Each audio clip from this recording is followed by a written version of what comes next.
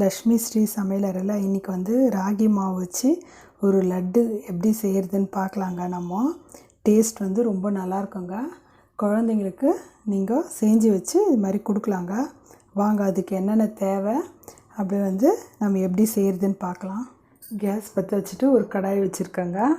பாருங்கள், அரை கப்பு வந்து கலக்காய் கொட்டைங்க. நம்ம கலக்காய் கொட்டையை வறுத்துக்கலாங்க. நம்ம எந்த கப்பில் நம்ம கலக்காய் கொட்டை எடுத்தோமோ அதே கப்பில் வந்து கேழ்வரகு எடுத்துக்கலாங்க. இப்போ வந்து நம்ம கலக்காய் கொட்டையை வறுத்துக்கலாங்க.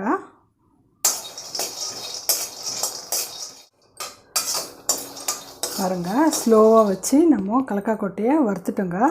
இதை வந்து நம்ம தட்டில் எடுத்துக்கலாங்க. ஸ்லோவாக வச்சா தான் நம்மளுக்கு வந்து கலக்காய் கொட்டை வந்து உள்ளே வந்து நல்லா வெந்து வருங்க. இல்லைன்னா வந்து மேலே ஒண்டி தீஞ்சி போயிடுங்க.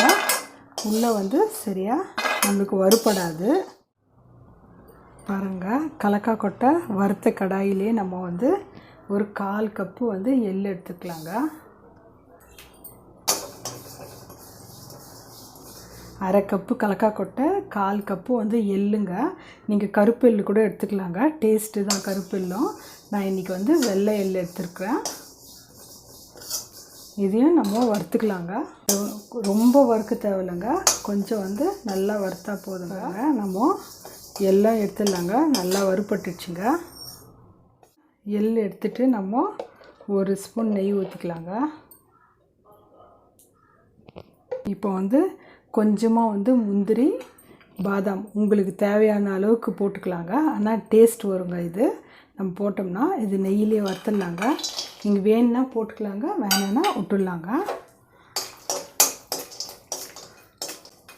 டேஸ்ட் வந்து இது ரெண்டும் சேர்த்தோம்னா டேஸ்ட் வந்து ரொம்ப நல்லாக்குதுங்க. பசங்களுக்கு கொடுத்தோம்னாலும் நம்ம விரும்பி சாப்பிட்றாங்க. பாருங்கள், பாதாமும் முந்திரியும் நம்ம நெய்யில் நல்லா வறுத்துட்டோங்க. இப்போ நம்ம எடுத்துடலாங்க. எடுத்து ஒரு தட்டில் வச்சிடலாங்க. பாருங்கள், 1 கப்பு வந்து நான் ராகி மாவு எடுத்துருக்குறேன். கலக்காய் கொட்டை எள்ளுலாம் நம்ம 1/4 கப்பு வந்து எள், அரை கப்பு வந்து கலக்காய் கொட்டை எடுத்துக்கணுமோ அதே கப்பில் வந்து 1 கப்பு வந்து நம்ம கேழ்வரகு மாவு எடுத்துக்கலாங்க. இந்த நெய்யிலே வந்து நம்ம நல்லா வறுத்துடலாங்க. ஸ்லோவாக வச்சுட்டு நம்ம வறுத்துக்கலாங்க. கேழ்வரகு மாவை நம்ம வறுக்க நல்லா வாசனை வருங்க. அப்போ வந்து நம்ம வந்து ரெடி ஆயிடுச்சு மாவுன்ட்டு நம்ம ஆஃப் பண்ணிடலாம். பாருங்கள், நல்லா நம்ம கேழ்வரகு மாவை நல்லா வறுத்துட்டோங்க. இப்போ நம்ம வந்து கேஸ் ஆஃப் பண்ணிடலாங்க. ஆஃப் பண்ணிவிட்டு நம்ம ஆறட்டுங்க, அப்புறமா நம்ம பார்க்கலாம். பாருங்கள், கலக்காய் கொட்டையை நான் வறுத்துட்டு நான் வந்து தோல் கொஞ்சோண்டு எடுத்துட்டுக்கிறேங்க. அதையும் போட்டுக்கலாங்க மிக்சியில். நம்ம அப்புறமா வறுத்து வச்ச எள்ளுங்க, அதையும் போட்டுடலாம். அப்புறமா வந்து நம்ம வந்து முந்திரி, பாதாம் நெய்யில் வறுத்து வச்சுக்க பாருங்கள், அதையும் போட்டுடலாங்க. போட்டு இது ரொம்ப நைஸாக அரைக்க தேவையில்லைங்க, கொஞ்சம் லைட்டாக கொரன்னு அரைச்சின்னு வந்தால் போதுங்க. மிக்சியில் வந்து நம்ம அரைச்சின்னு வந்துட்டோங்க. இப்போது நம்ம போட்டுக்கலாம். இதில் வந்து வெல்லம் பாருங்கள், நம்ம எந்த கப்பில் எடுத்தோமோ அதே கப்பில் வந்து 1 கப்பு வெல்லம் எடுத்துக்கிறோங்க. நீங்கள் ஜாஸ்தி வேணா கூட எடுத்துக்கலாங்க. ஒரு பாதி பாருங்கள், பாதி போட்டு நான் மிக்சியில் ஒரு ஓட்டின்னு இருப்பேங்க. மீதி பாதி அப்படியே இருக்குது. பாருங்கள், நான் மிக்சியில் வந்து அரைச்சினது பாருங்கள் எவ்வளோ மெல்ட் ஆகிட்டுக்குது. பாருங்கள், வெல்லம் பாருங்கள் எவ்வளோ மெல்ட் ஆகிட்டுக்குது. இப்போ நம்ம வந்து என்ன பண்ணலான்னா, இப்போ நம்ம கேவுரு மாவை நல்லா வறுத்தோம் இல்லைங்களாங்க, அது வந்து நிறைய போட வேணாம், கொஞ்சமாக போட்டுக்கலாம். கொஞ்சமாக போட்டு இது வந்து நம்ம அரைச்சின்னு வரலாங்க. பாருங்கள், நம்ம வந்து கேவுரு மாவும் போட்டு நம்ம ஒரு சுற்றி ஆட்டி எட்டுன்னு வந்துட்டோங்க. நம்ம இப்போ வந்து இதோடு மிக்ஸ் பண்ணிடலாங்க. அதே போல் இருக்கிற வெல்லத்தையும் நம்ம இன்னொரு டைம் மிக்சியில் அரைச்சின்னு வந்துடலாங்க. பாருங்கள், 2வது டைமும் நான் வெல்லத்தை வந்து மிக்சியில் போட்டு நான் அரைச்சின்னு வந்துட்டேங்க. பாருங்கள், இப்போது நம்ம இருக்கிற கேவுரு மாவு போட்டு நம்ம அரைச்சின்னு வந்துடலாம். பாருங்கள், நம்ம இருக்கிற மாவெல்லாம் போட்டு இப்போது அரைச்சின்னு வந்துட்டோங்க வெல்லத்தை. இப்போ இதோட போட்டுடலாம். பாருங்கள், எல்லாம் கலக்கிட்டோங்க. இப்போ கலக்கிட்டுன்னு ஒரு 2 ஸ்பூன் நெய் எடுத்து நம்ம இது மாதிரி சூடு பண்ணி இதில் ஊற்றிக்கலாங்க. பாருங்கள், முதல்ல நம்ம கலக்கலாம். வெல்லம் ஏன் மிக்சியில் போட்டு நம்ம அரைச்சோம்னா வெல்லம் மெல்ட் ஆகிடுங்க.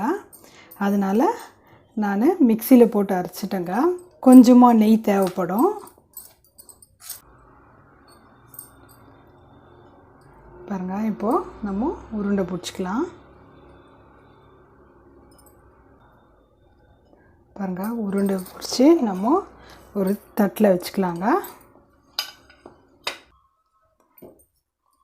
நம்மளுக்கு உருண்டை பிடிக்க வரலன்னா திருப்ப நம்ம நெய் சூடு பண்ணி நம்ம ஊற்றி நம்ம பிடிச்சிக்கலாங்க. பாருங்கள்,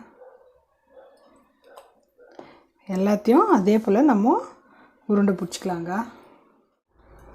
பாருங்கள், எவ்வளோ நல்லா வந்திருக்குது. நம்ம மிக்சியில் வெல்லத்தை நம்ம ஒரு ஓட்டிடணுங்க. ஓட்டிட்டா நல்லா வெல்லம் மெல்ட் ஆகிடுங்க. கொஞ்சமாக நெய் இருந்தால் போதுங்க.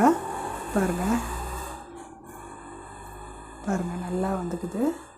கொஞ்சம் நெய் இருந்தால் போதும், நம்மளுக்கு நல்லா வந்துடுங்க. பாருங்கள், ரெடி ஆயிடுச்சு. பாருங்கள், எனக்கு இத்தனை உருண்டை வந்திருக்குதுங்க. ராகி மாவு லட்டு ரெடி ஆயிடுச்சுங்க. இது டிஃப்ரெண்ட் டேஸ்ட்டோடு இருக்குங்க. நம்ம முந்திரி பாதாம்லாம் சேர்த்தனால டேஸ்ட் ரொம்ப நல்லா இருக்குங்க. நம்ம மிக்சியில் வெல்லத்தை நம்ம போடாத இருந்தோம்னா நம்மளுக்கு நெய் நிறைய தேவைப்படுங்க. நான் மிக்சியில் ஒரு வெல்லத்தை ஒண்டி போட்டு ஓட்டினால நம்மளுக்கு கொஞ்சம் நெய் ஊற்றினாவே நம்மளுக்கு இலகி கொடுத்துருங்க. நம்மளுக்கு இலகி கொடுத்துட்டோன்னா அப்போ லட்டு பிடிக்க ஈஸியாக இருக்கும். சாப்பிட்றதுக்கும் ரொம்ப நல்லா இருக்குங்க. குழந்தைங்களுக்கு இது மாதிரி நீங்கள் செஞ்சு கொடுத்து ஸ்நாக்ஸ் கொடுங்க. ஸ்கூல் விட்டு வர குழந்தைங்களுக்கு நம்ம இது மாதிரி செஞ்சு வச்சு ஈவினிங் ஸ்நாக்ஸ் மாதிரி நம்ம ஒரு லட்டு கொடுத்தா போதுங்க. குழந்தைங்க சாப்பிட்ருவாங்க. லட்டு சாஃப்டாக நல்லா இருக்குது. பாருங்கள், ரொம்ப சாஃப்டாக நல்லா இருக்குங்க. நம்ம கரெக்டாக எல்லா பொருளும் போட்டு நம்ம செஞ்சோம்னா டேஸ்ட் ரொம்ப நல்லா இருக்குங்க. டேஸ்ட் வித்தியாசமாக இருக்குங்க. நீங்கள் செஞ்சு பார்த்துட்டு உங்கள் ஃபீட்பேக் எனக்கு சொல்லுங்கள். லைக் பண்ணுங்கள், ஷேர் பண்ணுங்கள், சப்ஸ்கிரைப் பண்ணுங்கள்.